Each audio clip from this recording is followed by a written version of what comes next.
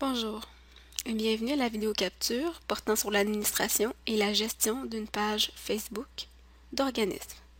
Une fois que vous êtes connecté à votre compte, si jamais vous êtes dans votre page Facebook personnelle, donc vous cliquez sur le petit icône si haut et vous devez sélectionner la page de votre organisme. Donc nous sommes déjà sur la page de l'organisme Femnet.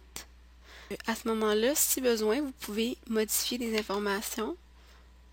Donc, vous pouvez actualiser des informations. Si jamais vous avez oublié d'entrer des données, donc nous avons vu lors de la dernière vidéo capture les différentes options à entrer. Nous allons maintenant gérer les permissions. Pour s'y rendre, nous devons modifier la page. Donc, se rendre en haut de la page, modifier la page, gérer les permissions. Et c'est important de décocher cette option seulement quand votre page est terminée, que vous êtes prêt à publier cette page pour les utilisateurs Facebook. Donc comme on n'a pas terminé, je ne décocherai pas ce crochet. Dans cette page, ce qui est intéressant, c'est qu'on peut indiquer des restrictions. Par exemple, nous voulons instaurer une restriction d'âge à la page, donc on pourrait la modifier. On pourrait sélectionner notre audience si la page s'adressait à des gens, par exemple, âgés de 17 ans ou plus, ou de 18 ans ou plus. Pour notre part, nous allons sélectionner une page qui pourrait être visible pour tout le monde. Ensuite, les différentes options portent sur la publication. Si vous désirez que tout le monde puisse publier sur votre journal de votre organisme, vous pouvez cocher. Si tout le monde peut ajouter des photos ou des vidéos également sur la page de votre organisme, vous pouvez le cocher. Et ensuite, ce qui est intéressant, c'est que vous pouvez instaurer une liste de modération sur votre page. Si jamais vous voulez inscrire des mots que vous ne voulez pas voir sur votre page, des termes que vous voulez bloquer, que des gens pourraient inscrire soit dans votre publication ou dans les commentaires, vous les énumérer ici. Et vous pouvez sélectionner le niveau de modération si vous voulez qu'il n'y en ait aucune, qu'elle soit moyenne ou qu'elle soit élevée.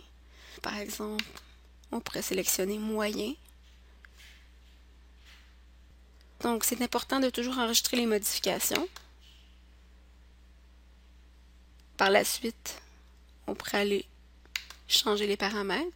En ce qui concerne la préférence de publication, on peut activer ou non cette option.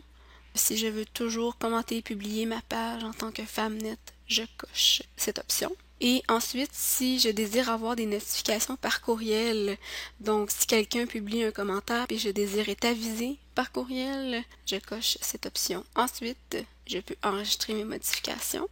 Enfin, l'option Rôle d'administration permet de gérer les différentes administratrices de la page de l'organisme. Si je voulais ajouter une gestionnaire,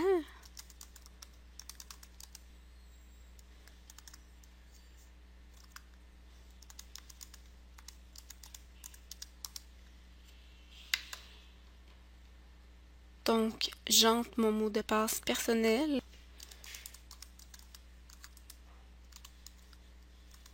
et je confirme. J'entre les lettres et les chiffres qui sont présents afin de vérifier que c'est bien un être humain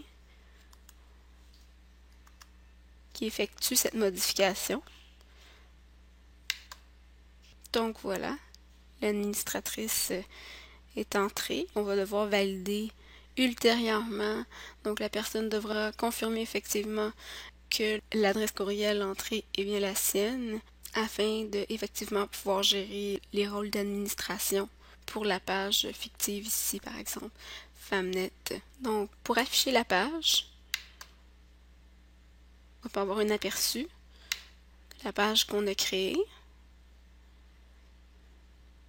On voit le journal tel qu'il serait publié dans Facebook.